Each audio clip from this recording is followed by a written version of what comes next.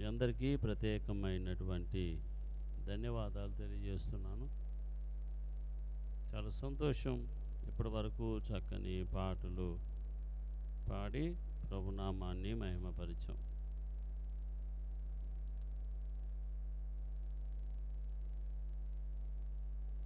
పరిశుద్ధ గ్రంథంలో నుండి భక్తుడైనటువంటి దావీదు మహారాజు గారు వ్రాసినటువంటి కీర్తన గ్రంథము 15వ అధ్యాయం చదువుకుందాం. బైబిల్స్ ఉన్నవారు చూడండి, లేనివారు జాగ్రత్తగా వినాలని ప్రభునామంలో తెలియజేస్తున్నాను. 15వ అధ్యాయం. యెహోవా నీ గుడారములో అతిథిగా నుండదగిన వాడెవడు? నీ పరిశుద్ధ పర్వతము మీద నివసింపదగిన వాడెవడు?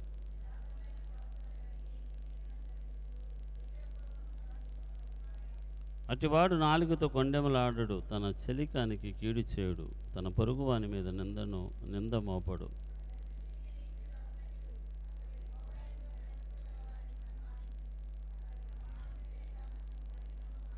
తన ద్రవ్యమును వడ్డీకి ఇయ్యడు, నిరపరాధుని చెరుపుటకై లంచము పుచ్చుకొనడు. ఈ ప్రకారము చేయవాడు ఎన్నడూను కదల్చబడడు. దేవుని మాటలు మన వినికిడిలో ఫలింప చేయునుగాక.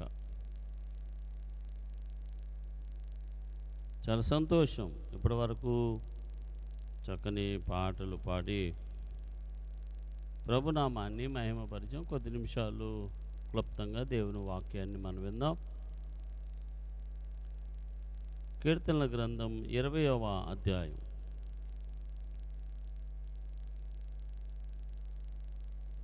నాలుగవ వచనాన్ని మనం చదువుకుందాం. నీ కోరికను సిద్ధింపచేసి నీ ఆలోచన యావత్తును చాలండి సఫలపరుచును గాక. మన దేవుడైనటువంటి యెహోవా మన ముందు నడుచువాడు. దేవుని స్తోత్రం. మార్గాన్ని సరళము చేసే దేవుడు. మన ఆలోచనలు సఫలపరుస్తూ ఉంటాడు. ఇంత గొప్ప దేవునిని మనము కలిగి ఉన్నాము. అందును బట్టి మనము అదృష్టవంతులు. ఉదయకాలం దేవుని వాక్యాన్ని వింటూ ఉన్నాం, మధ్యాహ్నం దేవుని వాక్యాన్ని వింటూ ఉన్నాం, సాయంకాలం దేవుని మాటలు వింటూ మన విశ్వాసాన్ని బలపరుచుకుంటున్నాం. ఈ రీతిగా దేవుని సన్నిధిలో మనం ఆరాధించడానికి, ఆనందించడానికి దేవుడు చక్కని అవకాశం ఇచ్చారు. మీరు, నేను, మనము అందరము అదృష్టవంతులం. దేవుని స్తోత్రం. చాలా సంతోషం. ఈ సమయంలో దేవుని వాక్యాన్ని విందాం. మరి వసంతరావు గారు మన మధ్య ఉన్నారు. వారు వచ్చి దేవుని వాక్యాన్ని మనతో పంచుకుంటారు. చాలా సంతోషం. మరలా సాయంకాలం ఆరాధన ఉంది, మరలా నేను మాట్లాడాలి. నాకు కూడా కొంచెం రెస్ట్ ఇచ్చినట్లుగా ఉంటుంది. గౌరవనీయులు పెద్దలు మన మధ్యకి రావటం చాలా ఆశీర్వాదం. ప్రేమతో వేదిక మీదకి ఆహ్వానిస్తూ ఉన్నాను.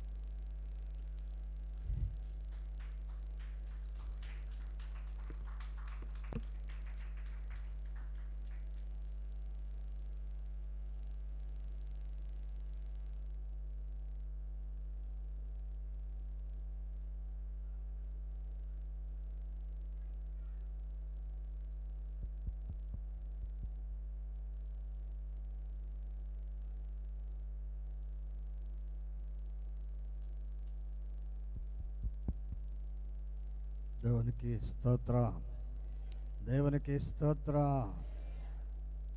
రైట్, మంచిది. దేవుని వాక్యాన్ని ధ్యానించుకునే ముందుగా ప్రార్థన చేసుకుందాం. దయచేసి అందరూ తల్లవంచవలసిందిగా మనవి చేస్తున్నాం. ప్రేమ కలిగిన మా తండ్రి, దయ కలిగిన దేవ, పరిశుద్ధాత్ముడా, పరమ తండ్రి, జీవాధిపతి, జీవము గల దేవ, మీ ఘనమైన, ఉన్నతమైన, శ్రేష్టమైన, సుందరమైన బంగారు పాదముల కొరకు స్తుతులు, స్తోత్రములు, స్తోత్రములు, స్తోత్రములు చెల్లిస్తున్నాం ప్రభా.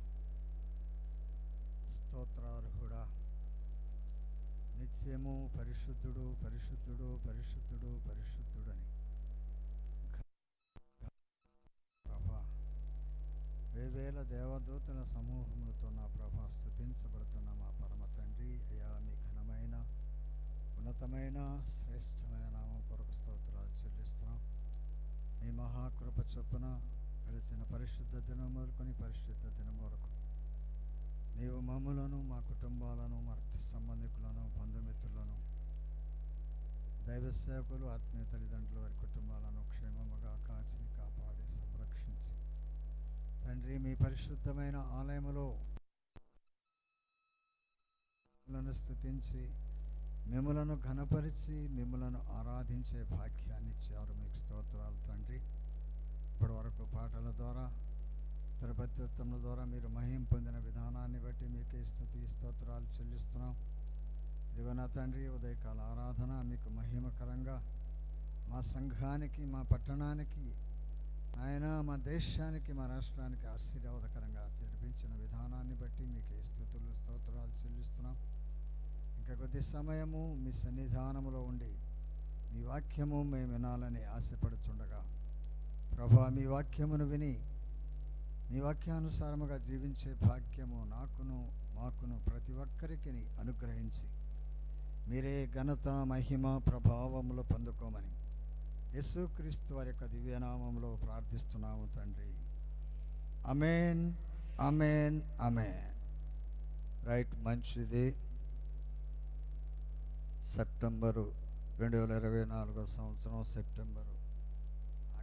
సెప్టెంబరు మొదటి తారీఖున దేవుడు మనల్ని రీతిగా తన మందిరంలోనికి మరి ప్రవేశపెట్టి ఆయనను స్తుతించి ఆరాధించే భాగ్యాన్ని మనకందరికీ అనుగ్రహించాడు. అందును బట్టి దేవునికి స్తోత్రము కలుగునుగాక. అయితే ఈ దినం మొదటి తారీఖు కాబట్టి మరి సంస్కార దినం అంటే దేవుని యొక్క ప్రభు అయినటువంటి యేసుక్రీస్తు వారు 2000 సంవత్సరాలకి పూర్వమే ఈ యొక్క క్రమాన్ని మరి అనుసరించినట్లుగా ఆరాధించినట్లుగా మనం చూస్తున్నాం. దీనిని నిర్లక్ష్యంగాను లేక నేను సిద్ధపడలేదు నేను అనే చెప్పేది వాయిదా వేయకూడదు. ఇది ఎవరికంటే రక్షించబడిన తరువాత అంటే క్రీస్తు రక్తంలో కడుగబడిన తర్వాత మారు మనస్సు పొందినటువంటి వారికే ఈ యొక్క సంస్కారము ఇవ్వబడుతూ ఉంది.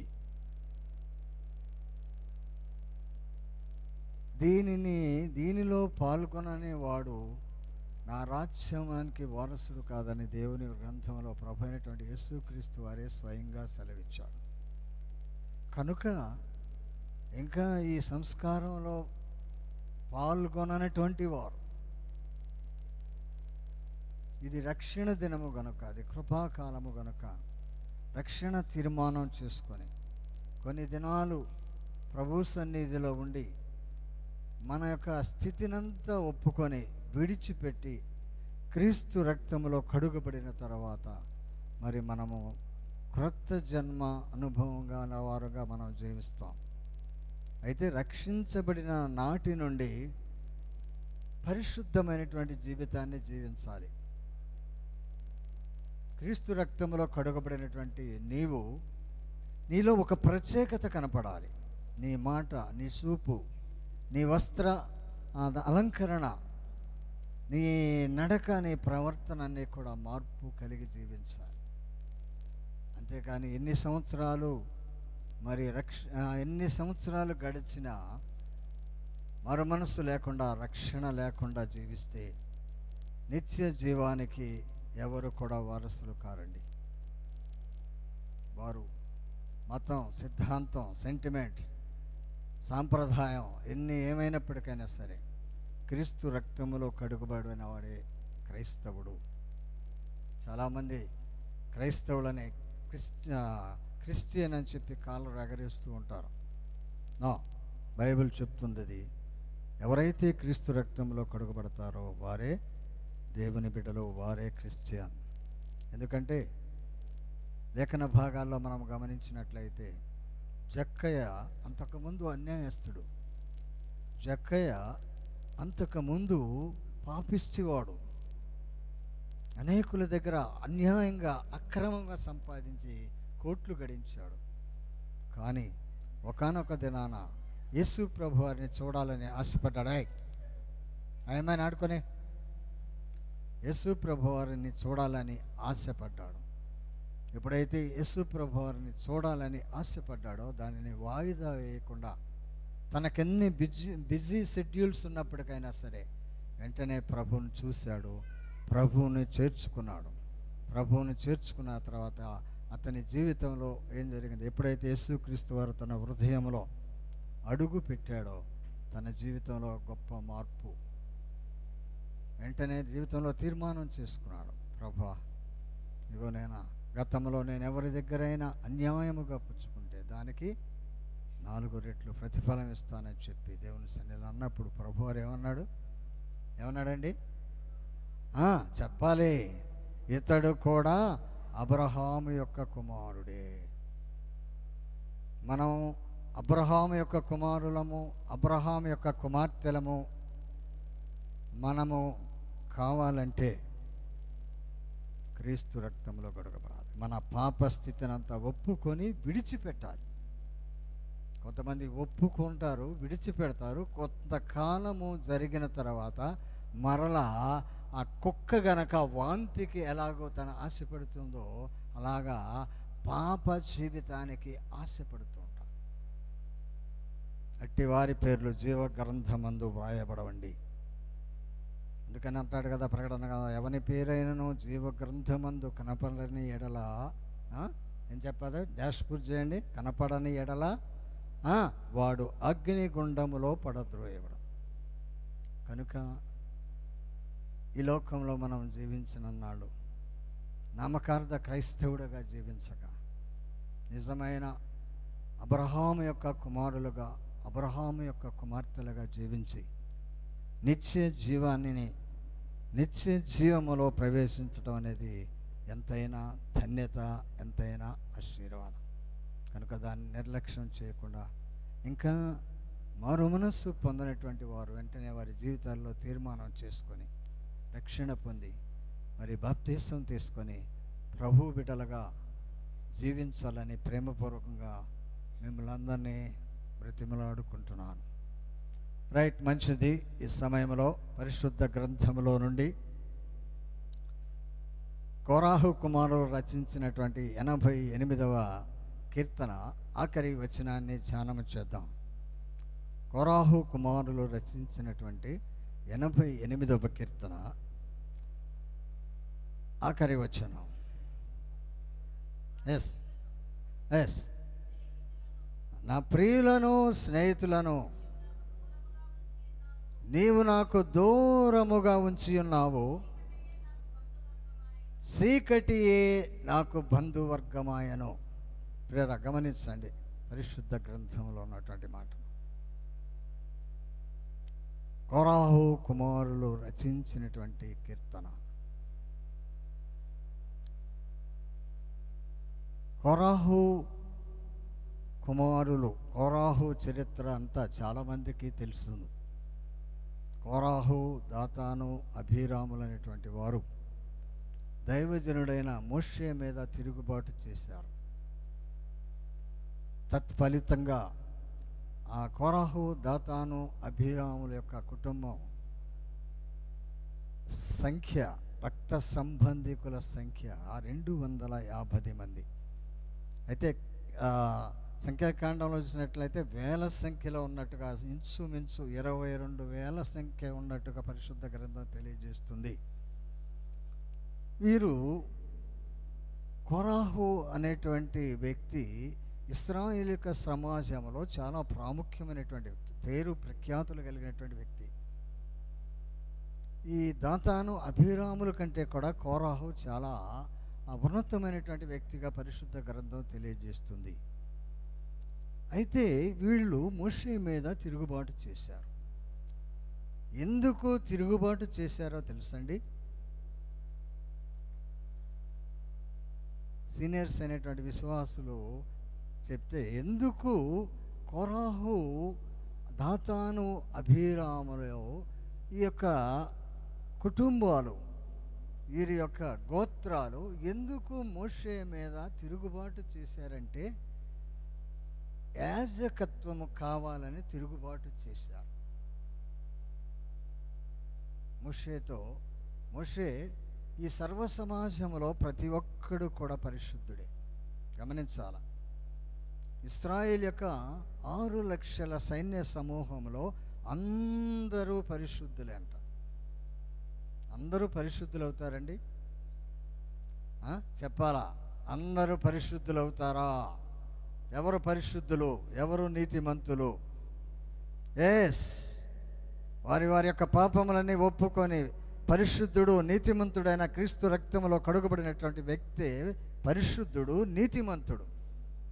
సో ఇక్కడ ఈ కొరాహు, దాతాను, అభిరాము అంటారు, ప్రతి ఒక్కరూ కూడా నీతిమంతులని చెప్పి మోషే మీద తిరుగుబాటు చేసి మాకు యాజకత్వపు హక్కును మాకు కావాలని చెప్పి ఫైట్ చేశారు.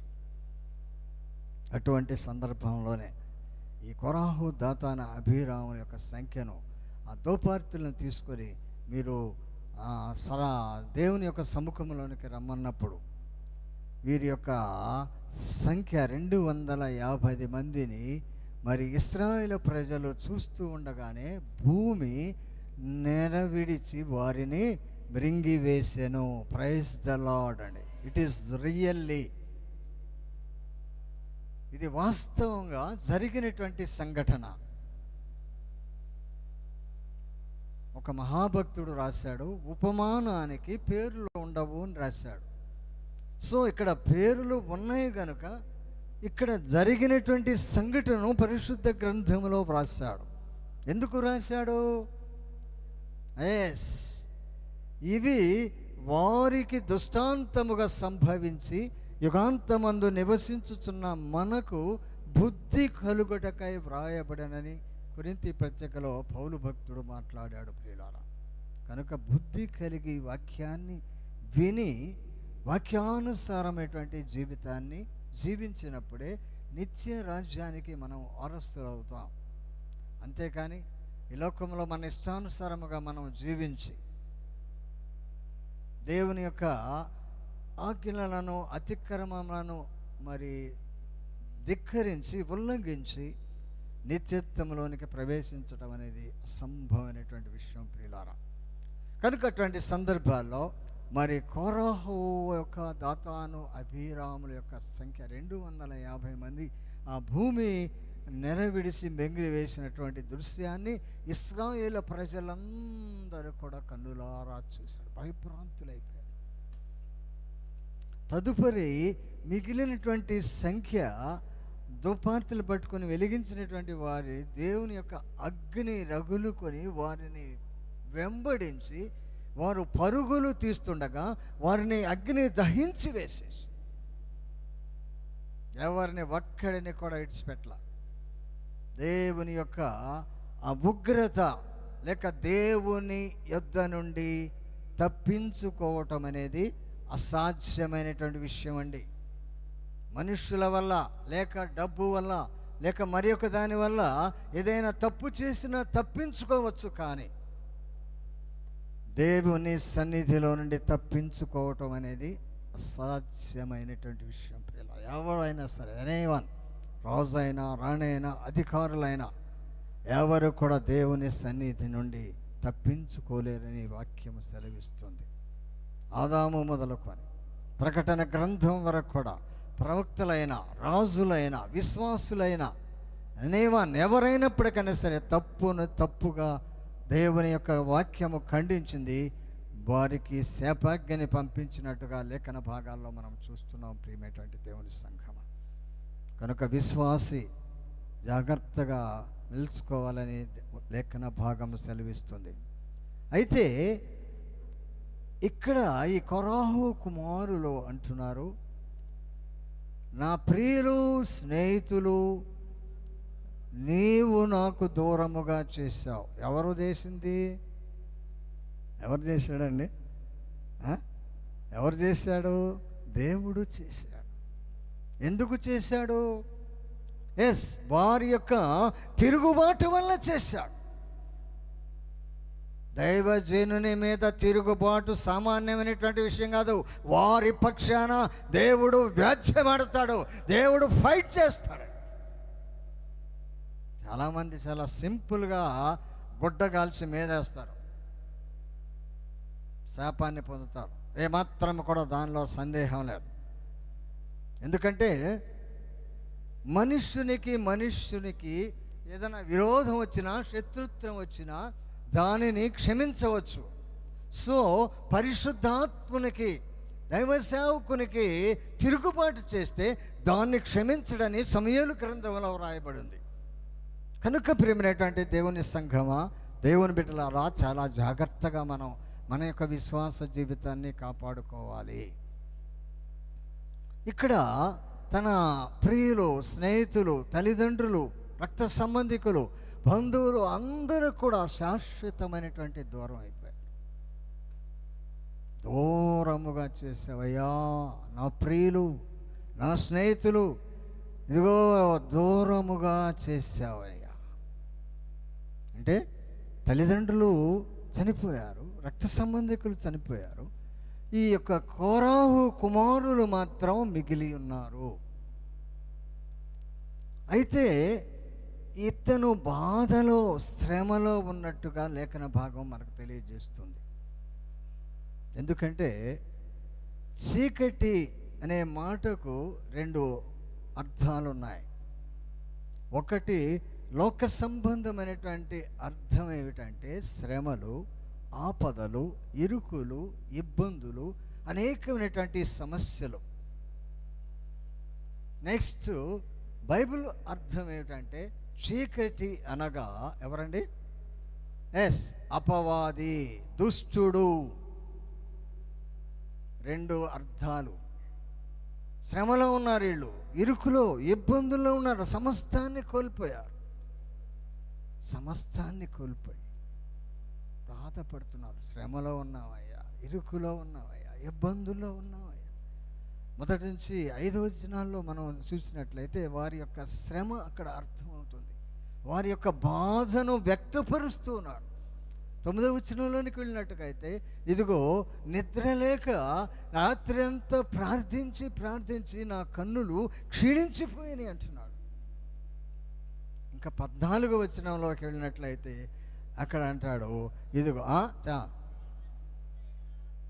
ఇదమ్మా, నీవు నన్ను విడుచుటయేలా, నీ ముఖము నాకు చాటు చేసుకున్నటేలా. ఆలోచన చేయండి, నీ ముఖము నువ్వెందుకు చాటు చేసుకున్నావు? కొన్ని సందర్భాల్లో ఆయన చాటు చేసుకుంటాడు. కొన్ని సందర్భాల్లో ఆయన మన మొర వినడు. ఎందుకండి చెప్పాలా? వాక్యం అర్థం కావట్లేదా? ఎందుకు మన ప్రార్థన ఆలకించడు? ఎందుకు మన మొర ఆలకించడు? ఎందుకు మీ ముఖాన్ని చాటు వేస్తున్నారు? ఎందుకు చాటు వేస్తాడంటే, ఎందుకు వినడంటే మన యొక్క దోషం అని అంటాడు. ఆయన ప్రార్థన విననేరకయుండునట్లు నా చెవులు మందము కాలలేదు, రక్షింపనేరకయున్నట్లు నా హస్తము కురుచు కాలేదు. అయితే మీ యొక్క దోషములు, మీ యొక్క పాపములు నాకు అడ్డుబండగా నిలిచి ఉన్నాయి. అందువల్ల మీ మొరను నేను ఆలకించను. అందువల్ల మీ ప్రార్థన నా సన్నిధికి రాదు. అందుకనే నా ముఖాన్ని చాటు వేసుకుంటాను. జాగ్రత్తగా ఆలోచన చేయండి. ఈ లోక సంబంధమైనటువంటి అన్నిటిలో ఉంటూ ప్రభు అంటే ఆ ప్రార్థన ఆలకిస్తాడు అనుకుంటున్నావా? ఆలకించడు ఆయన. ఈ పాపపు యొక్క అడ్డు గోడను తీసివేసుకోవాలి. అప్పుడే మన యొక్క మొర, మన యొక్క ప్రార్థన ఆయన సన్నిధికి చేరుతుంది. అప్పుడు ఆయన మనలతో ముఖాముఖిగా మాట్లాడతాడు. దర్శనాల ద్వారా, కళల ద్వారా, వాగ్దానాల ద్వారా అనేక రీతులుగా దేవుడు మాట్లాడుతాడు అనేటువంటి విషయాన్ని గ్రంథం తెలియజేస్తుంది. ప్రియమైనటువంటి దేవుని సంఘం, అంత శ్రమ, అంత బాధ నిజంగా వాస్తవంగా గమనించినట్లయితే మనకే వచ్చిందనుకోండి, తల్లిదండ్రులు, బంధువులు, స్నేహితులు అందరినీ కోల్పోయారు. అటువంటి పరిస్థితిలో ఉండి కోరాహు కుమారులు దేవుని సన్నిధిలో మొరపెడుతున్నారు. వారి యొక్క అక్కడ రెండవది, చీకటియే నాకు బంధువర్గమైన, రెండు ఉన్నాయి, రెండు ఆత్మీయమైనటువంటి ఆధ్యాత్మికమైనటువంటి అర్థాలు ఉన్నాయి. కనుక ప్రియమైనటువంటి దేవుని సంఘమా, దేవుని బిడ్డలారా, ఎన్ని శ్రమల్లో ఉన్నా, ఎన్ని బాధల్లో ఉన్నా, ఎన్ని ఇరుకులు, ఎన్ని సమస్యలు, ఎన్ని అవమానాలు, అపనిందలు వచ్చినా మనము నమ్మినటువంటి దేవుడు మనల్ని అన్నిటిలో నుండి తప్పించగల సమర్థుడు. Praise the Lord, praise the Lord. ఆయన తప్పించగల సమర్థుడు. ఆయన మన ప్రార్థన వినగలిగినటువంటి దేవుడు. ఆయన మన విజ్ఞాపనలకు చెవియొగ్గే దేవుడు. ఆయన వారి యొక్క ప్రార్థన, వారు పెట్టే మొర వినలేదనుకుంటున్నాడు, కానీ ఆయన విన్నాడు. ఆ చీకటిని తొలగించాడు, ఆ శ్రమలను తొలగించాడు, ఆ ఇబ్బందులను తొలగించాడు. అయితే కోరాహు కుమారుల యొక్క ప్రత్యేకతలో మనం గమనించినట్లయితే ఎందుకు చావలేదు అనేది మన ప్రశ్న. కోరాహు కుమారుల యొక్క ప్రత్యేకతలు 3 ఉన్నాయండి. ఒకటి, సహోదరులు ఐక్యత కలిగి నివసించుట ఎంత మేలు, ఎంత మనోహరం.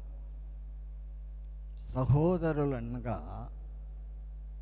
క్రీస్తుని నమ్మినటువంటి వారే సహోదరులు, సహోదరులు, లోకార్థం కాదు. అందుకనే పౌలు భక్తుడు అంటాడు, సహోదరులారా నిరీక్షణ లేని ఇతరుల వలె ఉండక అంటాడు. సహోదరులు, లోకస్తులు, రక్త సంబంధికులు, అన్నదమ్ములు వేరు. ఇక్కడ సహోదరులు, వీరు అన్నదమ్ములు అందరూ కూడా దేవునిని కలిగినటువంటి వారు, మరి ఐక్యతను చూపిస్తున్నారు. ఇక్కడ భాగాన్ని బట్టి మనం ఆలోచన చేసినట్లయితే కోరాహు కుమారుల్లో ఐక్యత కనబడుతూ ఉన్నది. నెంబర్ 2, రెండవదిగా గమనించినట్లయితే ప్రేమేటంటే దేవుని సంఘమా, కోరాహు కుమారులు సేవా సంబంధమైనటువంటి విషయాలలో నిత్యము నిమగ్నమై ఉంటారని గ్రంథం తెలియజేస్తుంది. ఏ సేవ? ఏ సేవ అండి?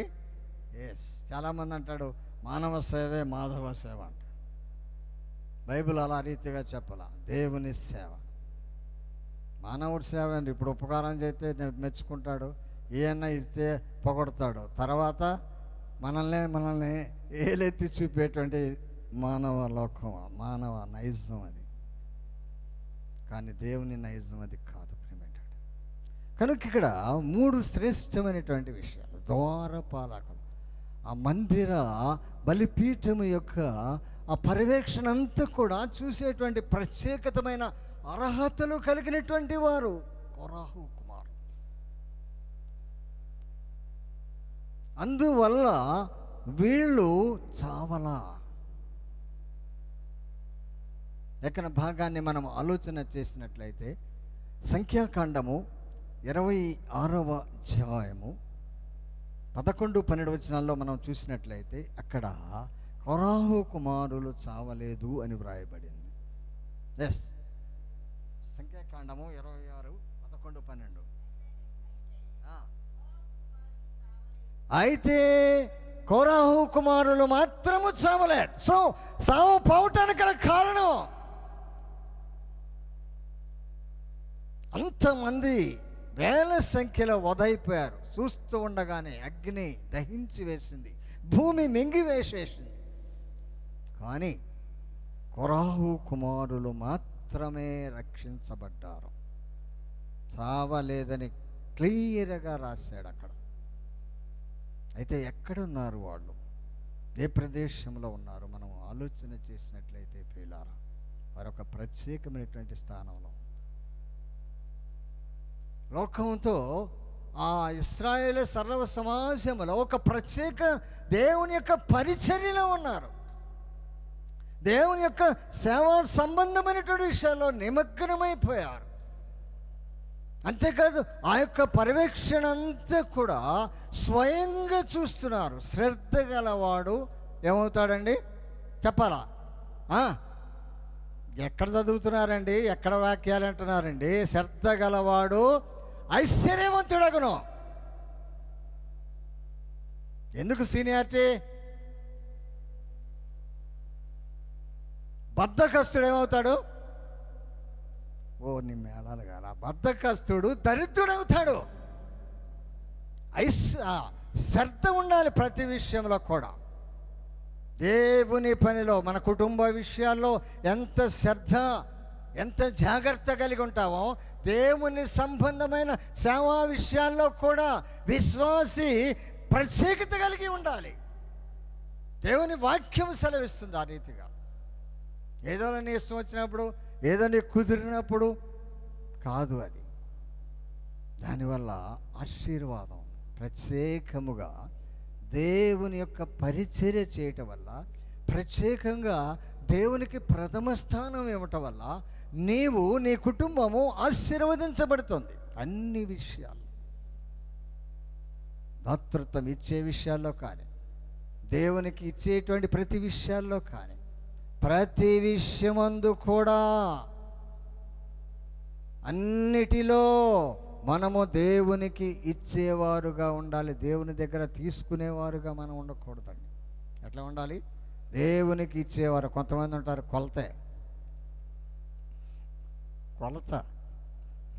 కొలత ఉన్నవాడు ఏమవుతాడు? కొలతగానే ఉంటాడు.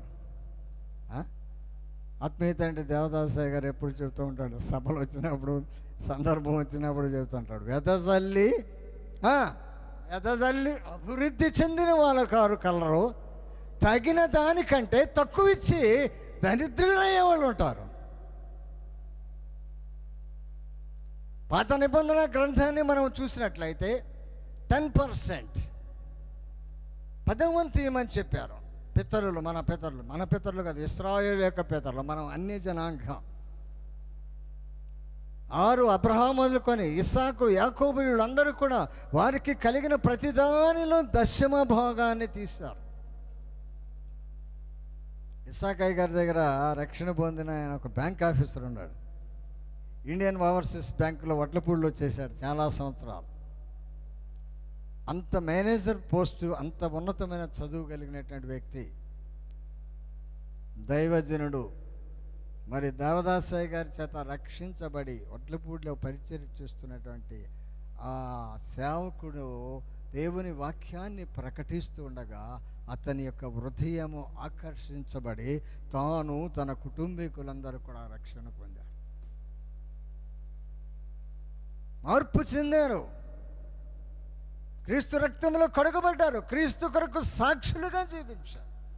ఆఫీసరే అన్నిట్లో, సోప్స్లో, రైస్లో, నూనెలో, అన్నిటిలో చేశాను.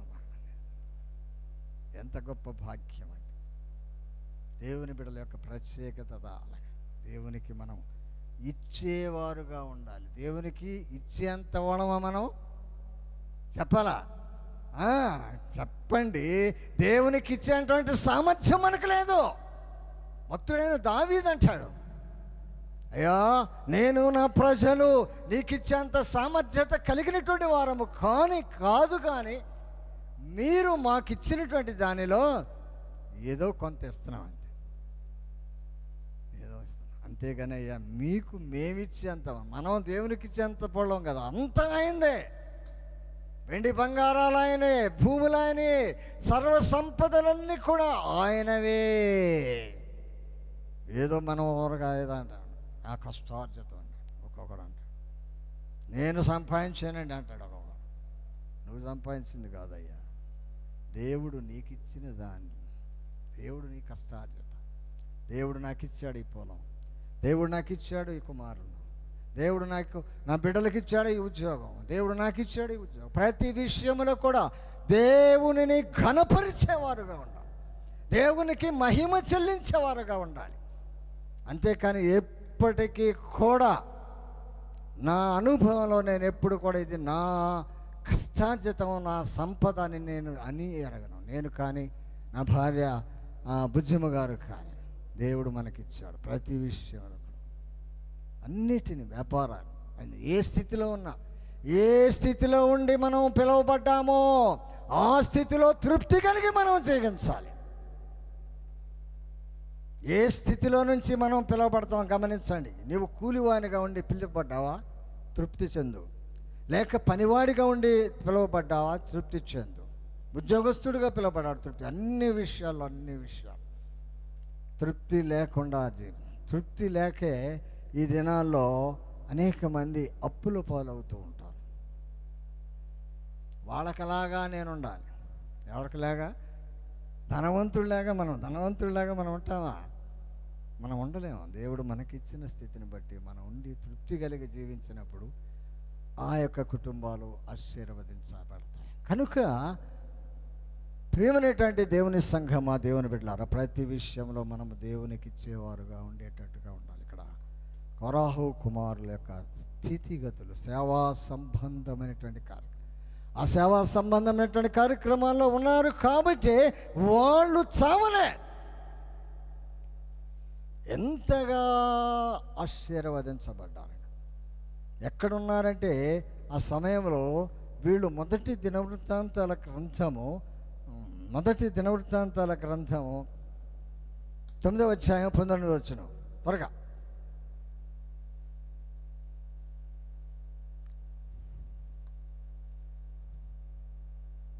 బైబిల్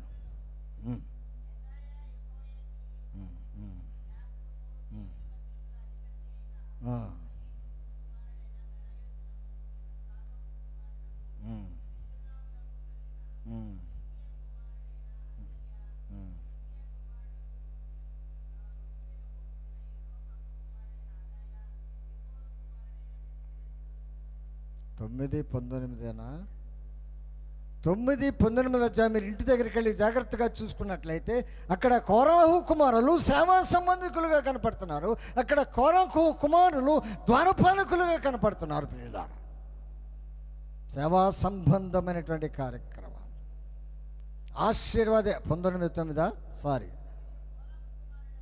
మరియు కోరాహు కుమారుడు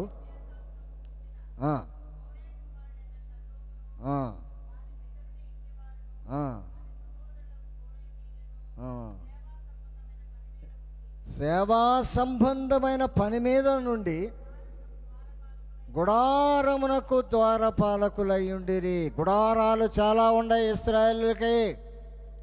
6 లక్షల మంది జనాభా నివసించాలంటే ఎన్ని గుడారాలు ఉంటాయో అర్థం చేసుకోండి. ఎంత స్థలం కావాలో వారికి మనం ఈ మధ్యాహ్న కాల సమయంలో ఆలోచన చేయవలసిన ఒకటి ఉంది. గుడారాలు, నివసించే గుడారాలు వేరు, దేవుని యొక్క గుడారాలు వేరు. ఆ దినాల్లో దేవుని మందిరాలు లేవు. దావీదు దగ్గర నుంచే దేవుని మందిరం ఆరంభమైంది. ఆ యొక్క గుడారాలు వేసి దాని యొక్క బలిపీఠాన్ని పెట్టి దేవుణ్ణి ఆరాధించండి. అటువంటి సేవా సంబంధమైనటువంటి కార్యక్రమాల్లో వీళ్ళు ప్రాముఖ్యమైనటువంటి వారు, ప్రావీణ్యత కలిగినటువంటి వారు, శ్రద్ధాభక్తులు కలిగి భయము కలిగినటువంటి వారు.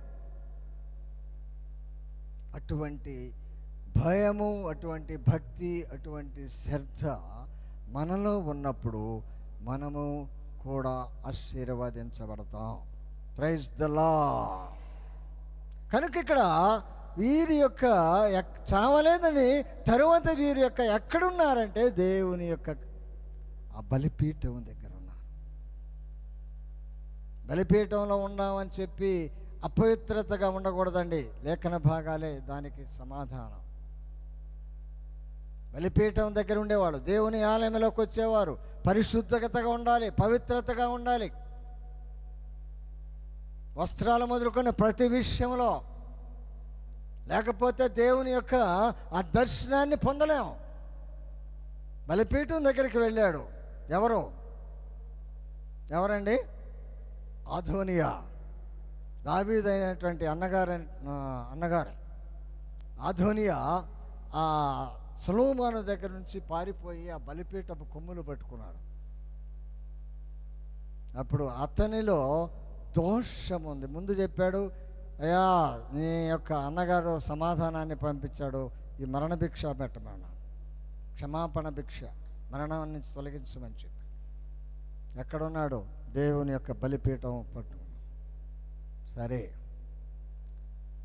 దావీదు గారు చెప్పాడు, సొలొమోను గారు చెప్పాడు, అతనిలో దౌష్ట్యము ఉన్నంత వరకు యోగ్యుడిగా తన్ను తాను యోగ్యుడిగా కనపరుచుకునే ఎడల తన తల వెంట్రుకలలో ఒక్కటి కూడా రాదు. మొదటి రాజుల గ్రంథము 1వ అధ్యాయము 59వ వచనంలో మనం చూసినట్లయితే అక్కడ వ్రాయబడి ఉంది, ప్రియులారా, అదోనియా గురించి. ఇంటి దగ్గరికి వెళ్ళి చదువుకునే టైం చాలదు, అయితే ఎక్కడ రాయండి. నిన్ను నీవు యోగ్యునిగా కనపరుచుకోవాలి.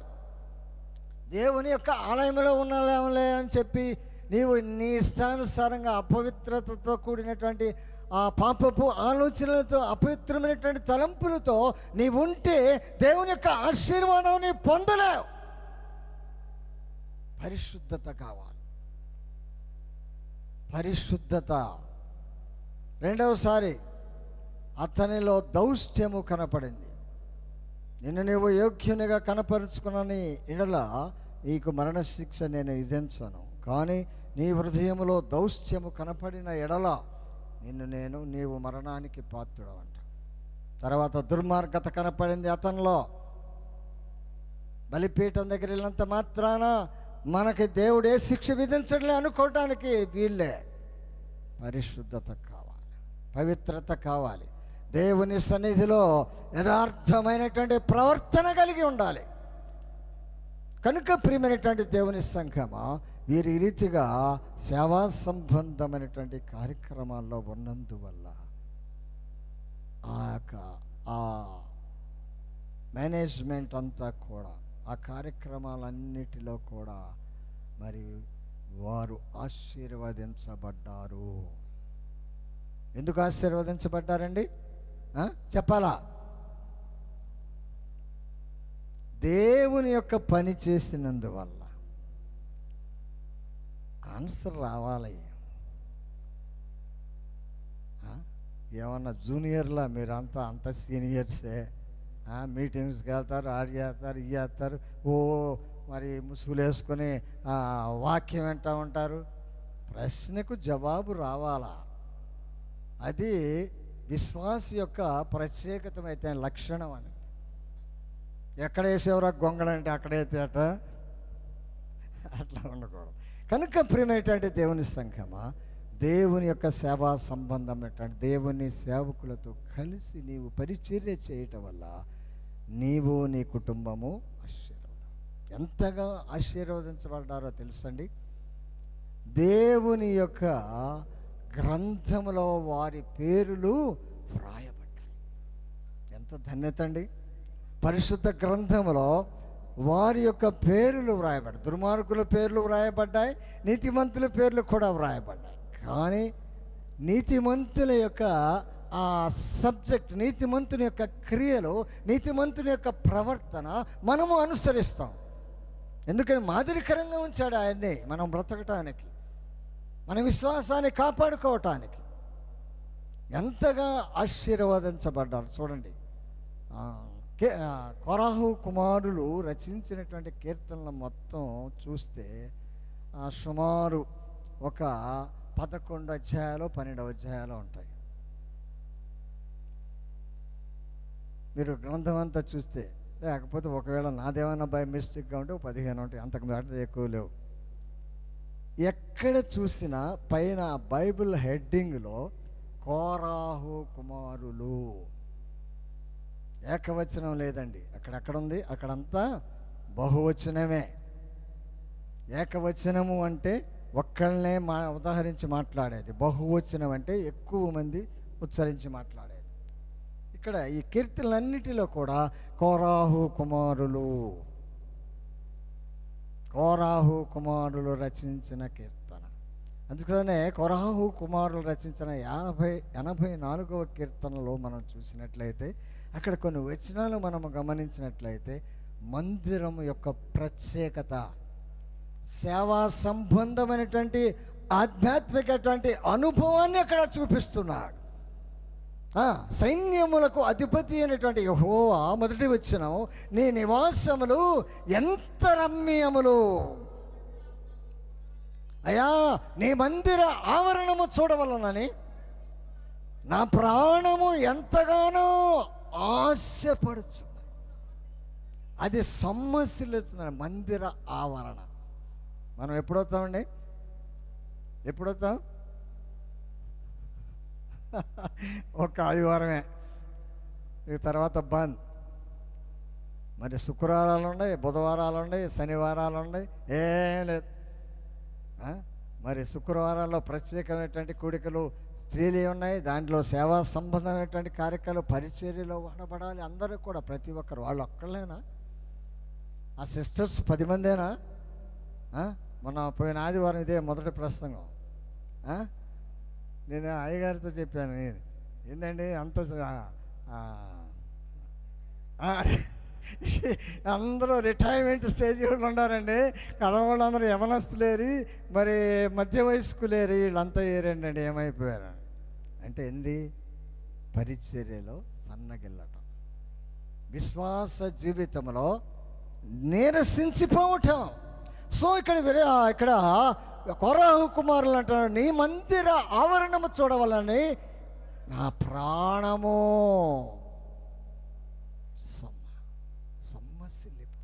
చూడాలి, దానిలో ఉండాలి, దాన్ని ఆరాధించాలని నేను చెప్పి ఆశ ఉండాలండి. ఆశ. ఒక్క ఆదివారం రావటానికే అబ్బా కష్టాలు పడతాను. 1 గంట పైన కూర్చోవటానికి అటు ఇటు చక్కగా కుర్చీలేసి అన్నీ చేసినా కానీ ఇంకా నీకేమో దుబ్బడే. వాక్యాన్ని వినాలి, వాక్యాన్ని శ్రద్ధగా వినాలి, దానిని హృదయంలో పదిలపరుచుకోవాలి.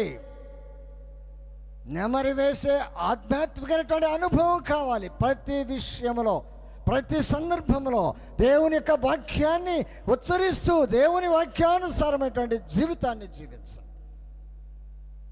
ఈ దినాల్లో క్రైస్తవ సమాజం వాక్యం వింటుంది కానీ, ఆరాధనకు వస్తున్నారు కానీ, వాక్యానుసారమైనటువంటి జీవితాలు లేవు. అది దేవునికి ఇష్టమైనటువంటి జీవితం కాదండి. లోకానికి ఇష్టమైతే అవ్వచ్చు కానీ దేవునికి ఇష్టమైనటువంటిది కాదు.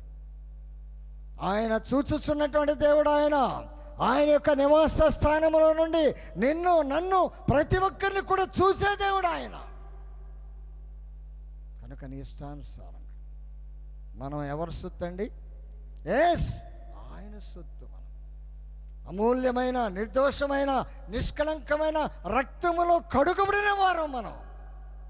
పేతురు గారు అంటాడు కదా, వెండి బంగారాలంటే క్షయవస్తువులతో మీరు కొనబడలేదు, కానీ క్రీస్తు రక్తము, అమూల్యమైన క్రీస్తు రక్తములో కడగబడ్డారు, విమోచించబడినటువంటి వారు. ధన్యులండి, ఆశీర్వదించబడినటువంటి జనాంగం. ఇలాక సంబంధమైనటువంటి కారులు లేకపోవచ్చు, ఇలాక సంబంధమైనటువంటి భూములు లేకపోవచ్చు, అంతస్తులు లేకపోవచ్చు, కానీ ప్రభువుని కలిగి ఉండటమే ఆశీర్వాదం. Praise the Lord. ప్రభువుని కలిగి ఉండటమే నిత్యత్వానికి వారసత్వం. అనుకోవాకండి, ఇబ్బందుల్లో ఉన్నాం, శ్రమల్లో ఉన్నాం, అన్నిటిలో నుండి ఆయన మనల్ని విడిపించి రక్షించగలిగినటువంటి దేవుడు. ప్రియుల, అక్కడ అంటున్నాడు, ప్రభువా నీ మందిర ఆవరణం చూడాలి. తర్వాత ఏమంటున్నాడండి?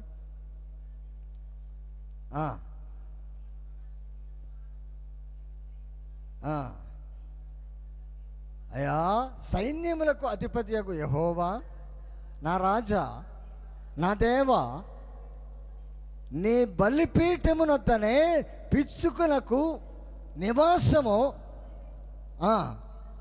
పిల్లల పెట్టుటకు వానకాలకు గూటి స్థలము దొరికాను అన్నమాట. నీ మందిరమునందు నివసించువారు ధన్యులు, ధన్యులు, ధన్యులు, ఆశీర్వదించబడినటువంటి వారు. అందుకనే భక్తుడైనటువంటి దావీదు అంటాడు, 100 కీర్తన గ్రంథము 107:2 చూడమ్మా త్వరగా.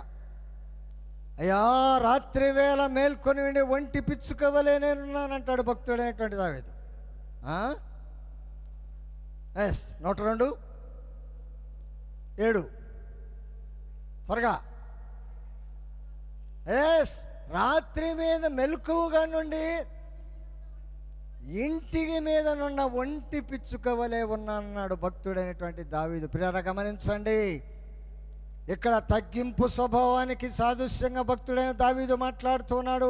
రాజు అయినప్పటికీ, చక్రవర్తి అయినప్పటికీ, 40 సంవత్సరములు యెరూషలేమును పరిపాలించేటువంటి ఆధిక్యత కలిగినప్పటికీ అయ్యా పిచ్చుకయ్యా ఎంత అండి పిచ్చుక, ఎంత పిచ్చుక లాంటి వాడినయ్యా. తన్ను తాను తగ్గించుకునేటువంటి అనుభవం కావాలి. తను తాను తగ్గించుకునేవాడు హెచ్చించబడను, తను తాను హెచ్చించుకునేవాడు తగ్గించుకునేటువంటి రాజు అయినండి. చాలామంది అంటాడు, నేను తలుసుకుంటేనా అబ్బో ఏమైంది వీడు తలుసుకుంటే కొండలు ఏమన్నా కింద పడతాయా? కొంతమంది అంటారు. నేనంటే ఏమనుకున్నావు? నేను అనేటువంటి మాట ప్రభునిటువంటి యేసుక్రీస్తు వారికి తప్ప ఎవరికి కూడా చెందదంతే. ఆయన సర్వభౌమ అధికారము కలిగినటువంటిది. చాలామంది నేను అన్న వాళ్ళంట మట్టి గరిసిపోయారండి. ఎవరో తెలుసుగా, మట్టి గరిసిపోయారు. యెజబెల్ రాణి అంది. ఏమంది యెజబెల్ రాణి? ఏమయ్యా చెప్పండి, ఏమయ్యా నువ్వు రాజు కాదు కదా, రాజువేగా, ఇశ్రాయేల్ రాజ్యాన్ని పరిపాలిస్తున్నావేగా, ఆఫ్టర్ నాబోతు ద్రాక్ష తోట ఇవ్వలేదని చెప్పి మూతి ముడిచి పడుకుంటావులే.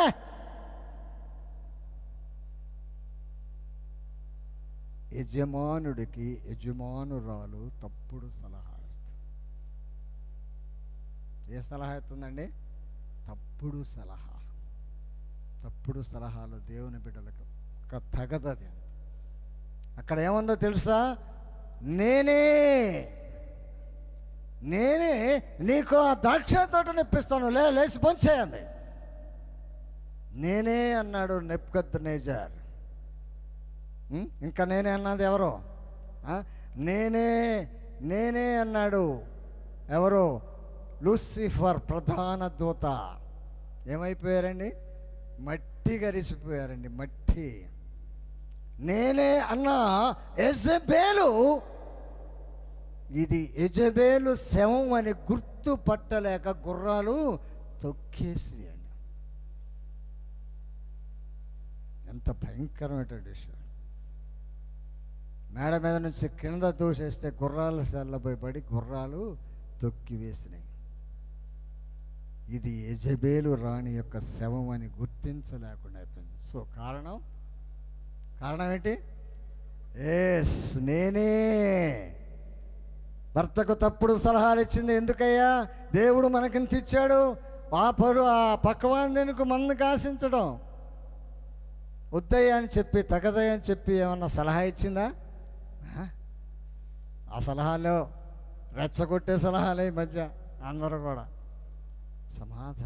సమాధానపరచుటకై ఆలోచన చెప్పువారు సంతోషభరితులగుదు. సమాధానం కావాలండి, నేనే అనకూడదు. అది ప్రభు అనేటువంటి యేసుక్రీస్తు వారికి. సైన్యములకు అధిపతి అయినటువంటి యెహోవా అంటాడు, నేనే స్వస్థపరచు, సృష్టిని సృజించింది నేనే, సృష్టిని అంతర్ధానము చేసేది కూడా నేనే. మొన్న 20 రోజులు ఎండాకాలంలాగా ఎండగాస్తే అప్పు చచ్చిపోయాం. ఎండాకాలం చాలదండి. 2 రోజులు 3 రోజుల నుంచి ఏకదాటిగా కురుస్తుందండి వర్షం. అసలు తెంపు లేదు వర్షానికి. ఏమైంది? చల్లబడిపోయింది. వెంటనే దేశం అంతా చల్లబడిపోయింది. సమర్థుడా, సృష్టిని శాసించగలిగినటువంటి అధికారము కలిగినటువంటి వాడు ఆయన. ఎంత గొప్ప దేవుడు అండి!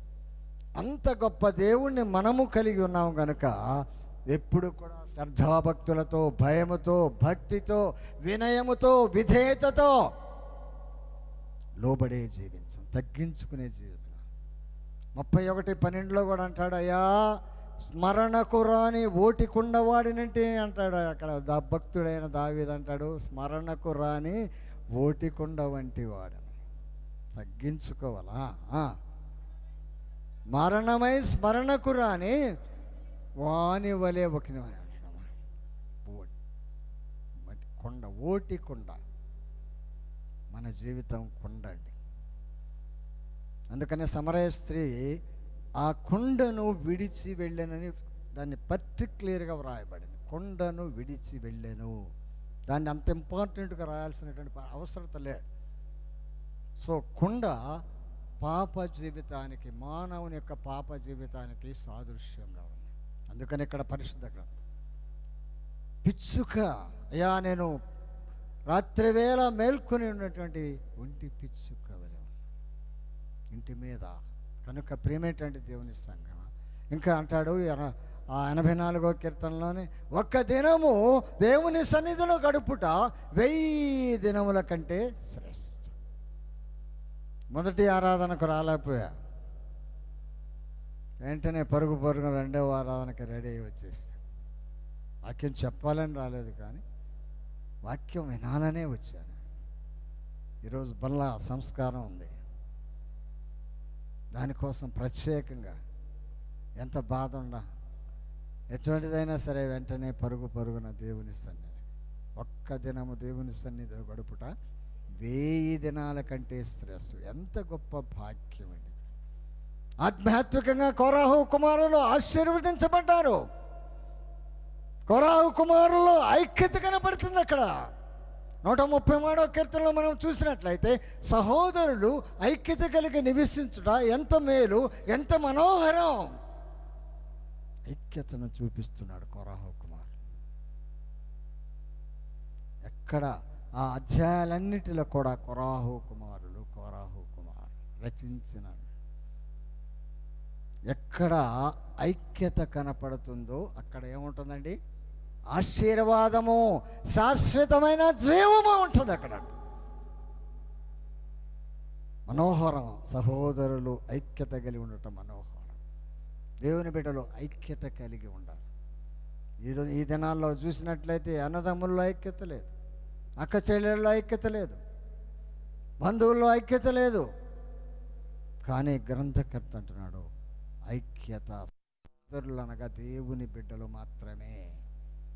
ఐక్యత ఇక్కడ కోరాహు కుమారుల యొక్క ఐక్యతను చూపిస్తుంది. ఆశీర్వాదంతో నింపబడాలి. ఎంత నింపబడాలంటే వారి యొక్క ఆధ్యాత్మికటువంటి అనుభవాలు పరిశుద్ధ గ్రంథంలో వ్రాశారు.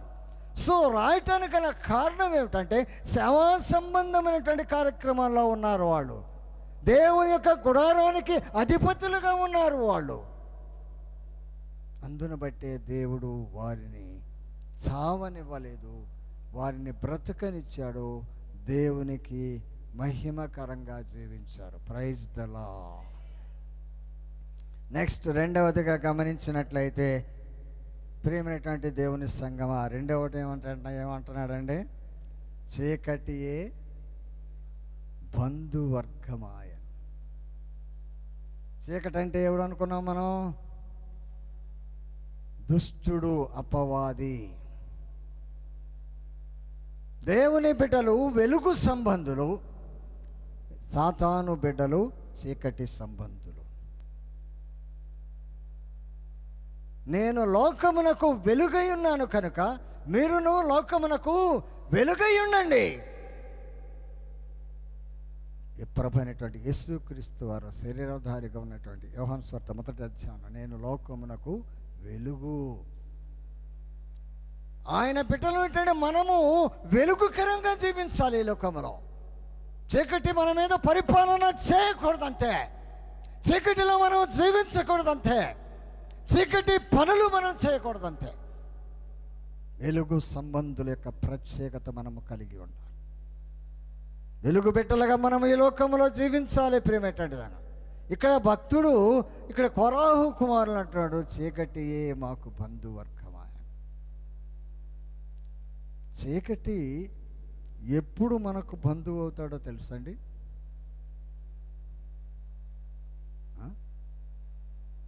ఎప్పుడు బంధువు అవుతాడో తెలుసా? చీకటి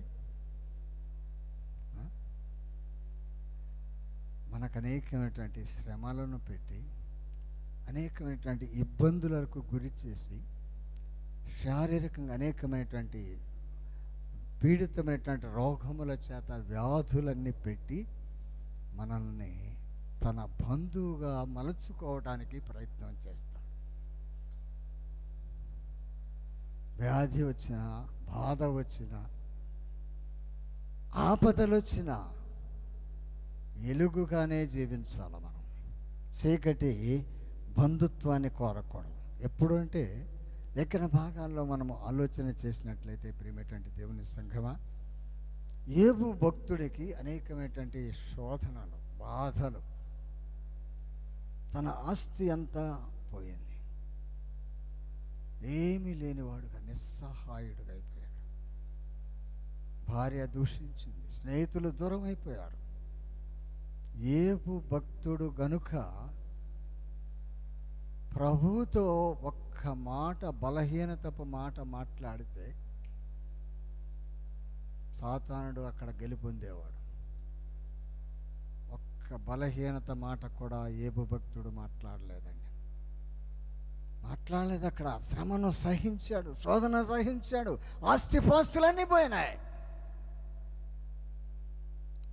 ఆస్తులన్నీ పోయినా, అనాథగా మిగిలిన,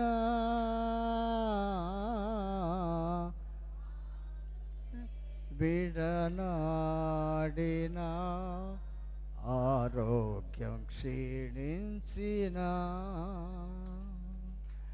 ఆస్తులన్నీ పోయినా, అనాథగా మిగిలిన,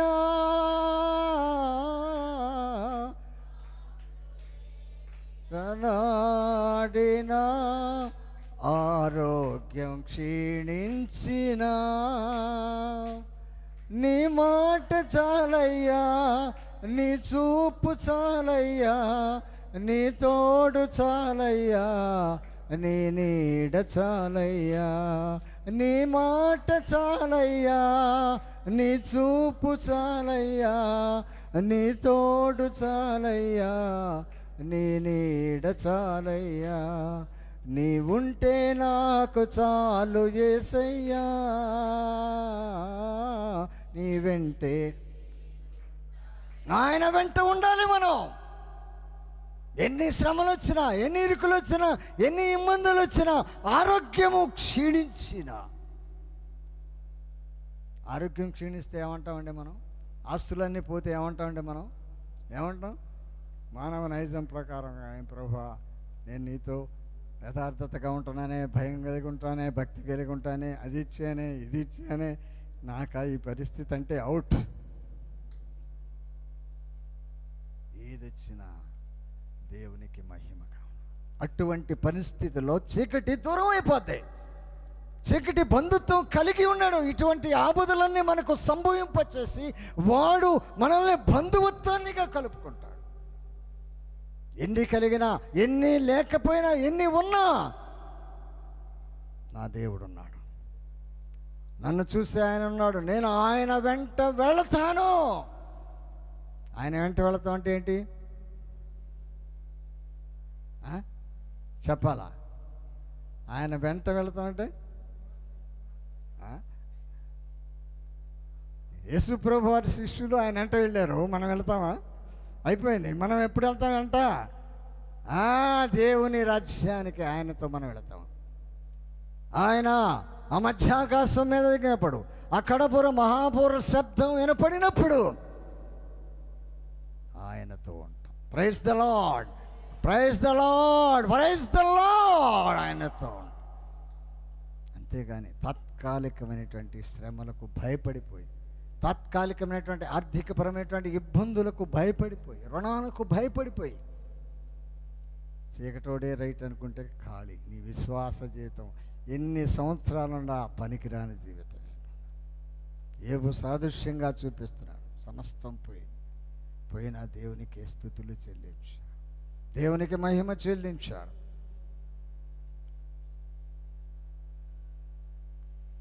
మా మహి రక్షణ పొందక ముందు ఈ మటన్ బండిలో హైదరాబాద్ వెళ్ళాడు.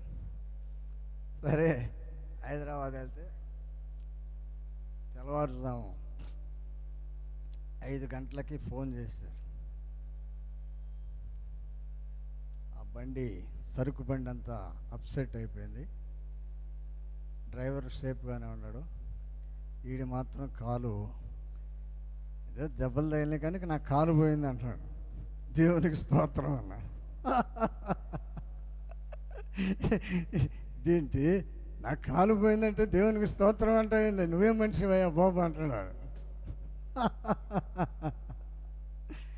ఏ విషయాల్లో అయినా దేవునికి స్తోత్రం. హల్లెలూయా, హల్లెలూయా. విశ్వాస యొక్క శ్రేష్టమైనటువంటి అనుభవం అది. ఏమాత్రము చీకటోడికి అవకాశం ఇస్తే మనం చీకటి బంధువులు అయిపోతాం. కనుక చీకటి బంధుత్వం కాకూడదు. వెలుగు బిడ్డలం వెలుగుగానే జీవించి ఆలోచన చేయండి ప్రియమైనటువంటి దేవుని సంఘమా.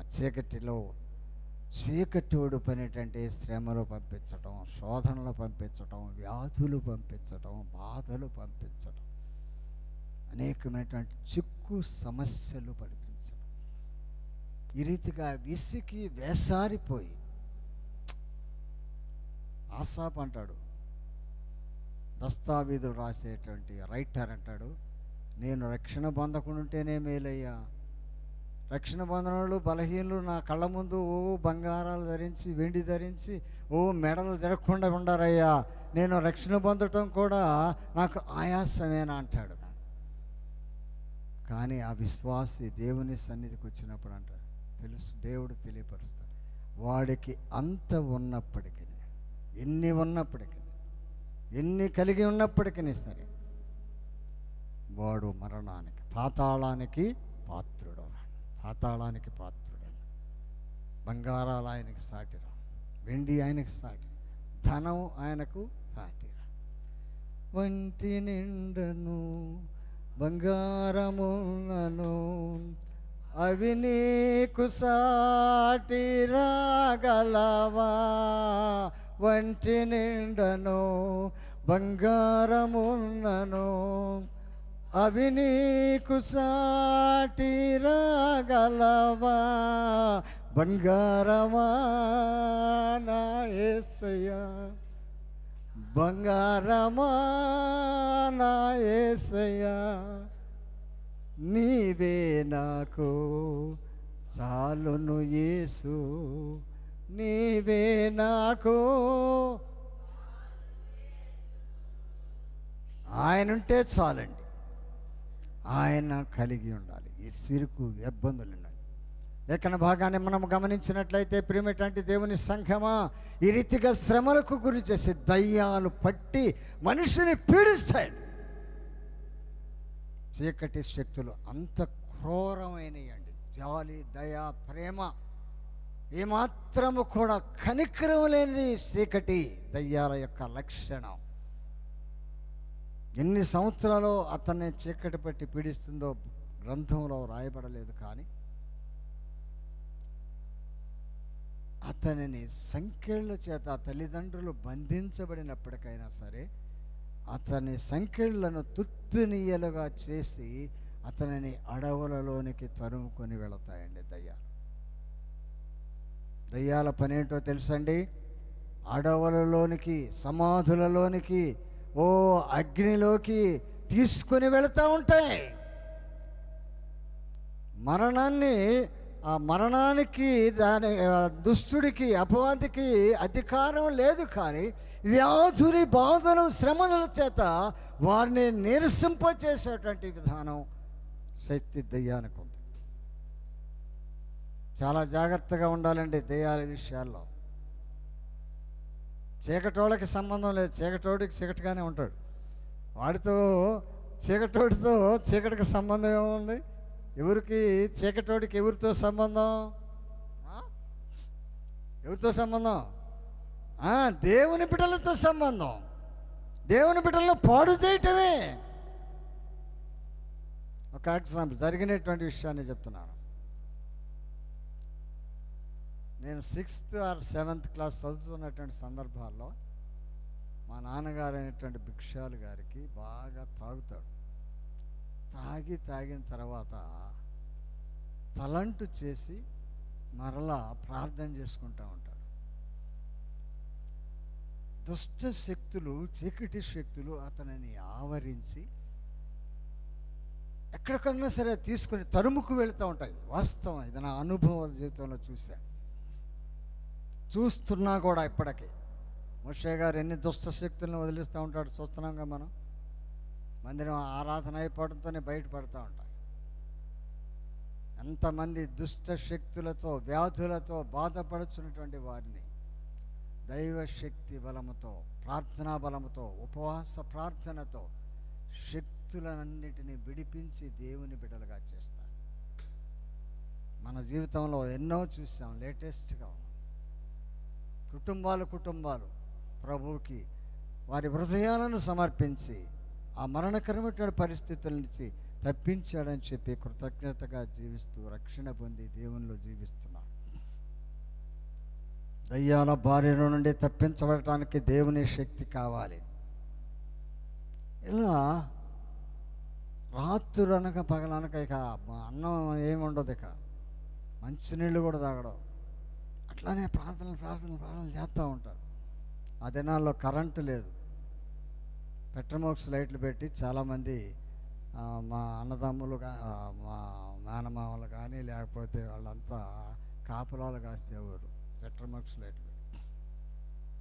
ఏ రాత్రి వెళ్ళిపోయే ఈ దుష్టుడు చీకటోడు తీసుకెళ్ళిపోయాడు. 1 గంట అయిందో 2 గంట అయిందో తెలియదు. వీళ్ళకి ఏదో కాస్త కన్నంటి ఉంటుంది, తీసుకుని వెళ్ళిపోయాడు. తీసుకుని వెళ్ళిపోతే ఆ రాత్రులు ఎక్కడనే ఎదుగుతారు, ఎతికి కూర్చున్నారు. తెల్లవారినాక పాత మంగళగిరిలో కట్టేసి కుట్టారండి. దొంగ అనుకొని ఈ ప్రక్కలన్నీ పొడిసి వదిలిపెట్టారు గుద్దులతో. అప్పటి నుంచే మా నాన్నగారికి కాస్త దగ్గు వచ్చేది. తరుముకు వెళతాయి దయ్యాలు. ఆ దినాల్లో సేనా దయ్యాలు అతని తరుముకు వెళ్ళినట్టుగా నా జీవితంలో మా తండ్రి గారిని ఆ రీతిగా తీసుకుని వెళ్ళిపోయాయి దయ్యాలు. తర్వాత ఆ పాత మంగళగిరిలో ముస్లిం సోదరులు చెప్పారు, అరే బిచ్చాలరే అని చెప్పి ఆ కట్టేసిన బంధకాలను ఎప్పదీసి కబురు చేశారు ఇంటికి. అప్పుడు తీసుకుని అంత క్రూరమైనవండి దయ్యాలు. ఆ దయ్యాలు అతన్ని ఆ సమాధుల్లోకి, మనకు తెలిసినటువంటి విషయాలే అన్నీ కూడా మార్కు సువార్త 5వ అధ్యాయంలో మీరు ఇంటి దగ్గరికి వెళ్ళి చదువుకున్నట్లయితే అతన్ని చిత్రహింసలు, తల్లిదండ్రులు లేరు, బంధువులు లేరు, ఏం లేరు, భోజనం లేదు, ఏం లేదు, వస్త్రాలు లేవు, రక్తసిక్తవంతుడు, రాళ్లతో తన్ను తాను గాయపరుచుకున్నాడు. ఆ రీతిగా గాయపరచటం చీకటోడి యొక్క పని. అది లేఖన భాగాల్లో మనం చూసినట్లయితే అది మనకు తెలిసినటువంటి విషయం. లోకాసు వార్త 13వ అధ్యాయము 16-17 వచనంలో మనం చూసినట్లయితే ఇక్కడ దేవుని యొక్క బిడ్డే 18 సంవత్సరాలు నడుము వంగిపోయి తీస్తుంది. చూడండి, విన్నమ్మా, చదవాలా? ఇదిగో 18 ఏండ్ల నుండి సాతాను బంధించిన అబ్రహాము కుమార్తె అయిన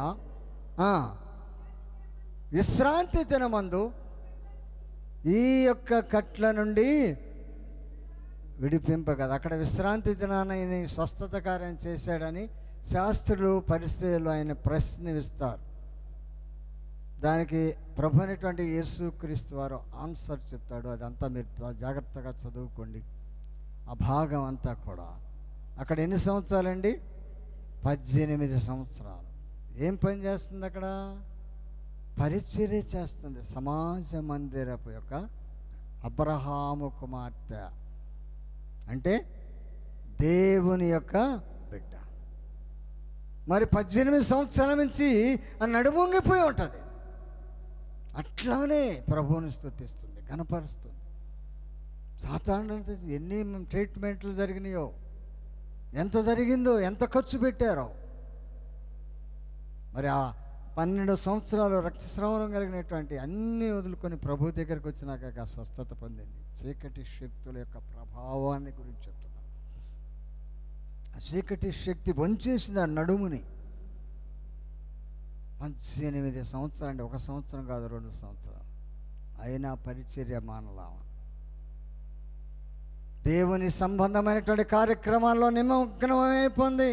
నడుము వంగినా, ఏది వంగినా, ఏమి అయిపోయినా నా ప్రభువు ఉన్నాడు.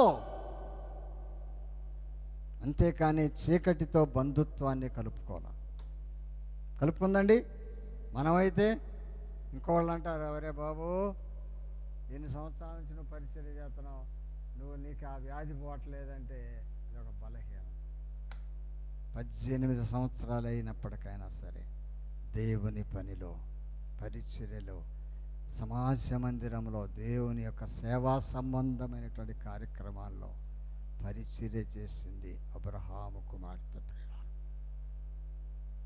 చీకటితో రాజీ పడలా, చీకటిని బంధువుగా కలుపుకోలా. దేవుని బిడ్డల యొక్క ప్రత్యేక లక్షణాన్ని గమనించండి. శ్రమ, బాధ వచ్చింది, అది చీకటి బంధువు కాకూడదండి. ఎక్కన భాగాల్లో మనం ఆలోచన చేసినట్లయితే ప్రియమైనటువంటి దేవుని సంఘమా, మార్కు సువార్త 5వ అధ్యాయం 7వ వచనంలో అంటాడు, సర్వోన్నతుడైన దేవుని కుమారుడా మాతో ఏమి అంటే ఏంటి అర్థం? సర్వోన్నతుడైన దేవుని కుమారుడా. ఎవరు మాట్లాడుతుంది ఇక్కడ? సాతాను మాట్లాడుతున్నాడు. ఆ గెరాసేనుల దేశంలో తను విడిపించడానికి సాతాను అక్కడికి. యేసు ప్రభు వారు వస్తున్నాడు. అక్కడ ముందుగానే మొలక చెట్టు ఎక్కిచ్చేసింది. ఎవరిని? మనమైతే మొలక చెట్లు ఎక్కుతాం, కానీ యేసు ఎక్కుతాడా? నేను ఎక్కే ఒకసారి మొలక చెట్టు. ఒకసారి ప్రసన్నయ్య గారి కుమార్తెకి దయ్యం పట్టింది. సరే, చాలామంది సేవకులు ప్రార్థనలు చేశారు. సరే, కొంతమంది ఏదో సలహా పెట్టి కట్టుకొచ్చారు, చేశారు. అవి తీసుకెళ్ళి అయ్యగారు ఉండి, మన ఆత్మీయ తండ్రి దేవదాస్ అయ్యగారు ఉండి దాన్ని అట్లా బయటపడేసేసి ఆ ముచ్చు మీద వేసేసాడు. సరే, నేను వెళ్ళి ఆ సమయానికి వెళ్ళేటప్పటికి సరే ఈయన వస్తున్నాడు, మా మామయ్య వస్తున్నాడు, చాలా మంచోడు అని చెప్పింది. అబ్బో ఇంకేమనలేను, దెయ్యం అండి స్వయంగా. సరే ఏంటన్నా అది ఇవ్వండి, సరే ఎట్లా ఉంటుందో చూద్దామని చెప్పి దాన్ని తీసి నేనే ఇచ్చా. దయ్యానికి సపోర్ట్ చేశాను. మొలక చెట్టు ఎక్కే ఉన్నాం. యేసయ్య ఎక్కుతాడా? ఎన్ని ఉంటాడు, ఎన్నో అన్నీ తెలిసిన ఆయన యేసయ్య ఒప్పుకో. వెంటనే ఒక దయ్యానికి దేవుని బిడ్డగా నేను సపోర్ట్ చేసినందువల్ల ఆయన నన్ను కఠినముగా శిక్షించాలి, కానీ మరణానికి అప్పగించాలి. కఠినంగా శిక్షించాలి. వెళ్ళే మెడ్రాస్ వెళ్ళేటువంటి ట్రైన్ వెళ్ళే ట్రైన్ దూకేసాను. ఇంకా కొంత దూరం వెళితే, మందిరం దాటి అంత దూరం పెద్ద గేట్ దాటి వెళితే ఇక ప్లాట్ఫారం దాటిపోతాను, ఇక అవుట్. కానీ ఆ ప్లాట్ఫారం మీద దూకటం వల్ల మోచేకులు ఇవన్నీ పోయి దెబ్బలు తగినాయి. దేవుడు కఠినంగా మా అమ్మగారు అంది, ఏంటి నాన్న పరిస్థితి, దేనికి వచ్చిందో తెలుసా అంది. నాకు అర్థమైపోయింది. తెలుసమ్మా, దయ్యానికి సపోర్ట్ చేసినందువల్ల, చీకటోడికి సపోర్ట్ చేసినందువల్ల, చీకటోడిని బలపరిచినందువల్ల, చీకటోడికి బంధుత్వాన్ని కలుపుకునడం వల్ల దేవుడు నన్ను కఠినంగా శిక్షించి మరణానికి మాత్రము అప్పగించాల. Praise the lord. కనుక ప్రేమైనటువంటి దేవుని సంఘమా, దేవుని బిడ్డలారా, చీకటికి మనం బంధువు కాకూడదు. శ్రమ వచ్చినా, ఇరుకొచ్చినా, ఇబ్బంది వచ్చినా దేవుని బిడ్డలుగానే జీవించాలి. ఇక్కడ మరి కోరాహు కుమారులు దేవుని బిడ్డలుగా శ్రమలు వచ్చినా, బాధలు వచ్చినా జీవించారు కాబట్టి ఆశీర్వదించబడ్డారు. బహుగా ఆశీర్వదించబడినట్టుగా లేఖన భాగాన్ని మనం చూస్తాం. ఆ రీతిగా దేవునిలో మనం సంపూర్ణమైన జీవితాన్ని జీవిస్తూ దేవుని యొక్క రాజ్యాన్ని స్వతంత్రించుకోవాలని ప్రేమపూర్వకంగా మీకు మనవి చేస్తున్నాను. దేవుడు ఈ మాటలు మన వినికిడిలో ఫలింపచేయునుగాక. అమేన్, అమేన్, అమేన్.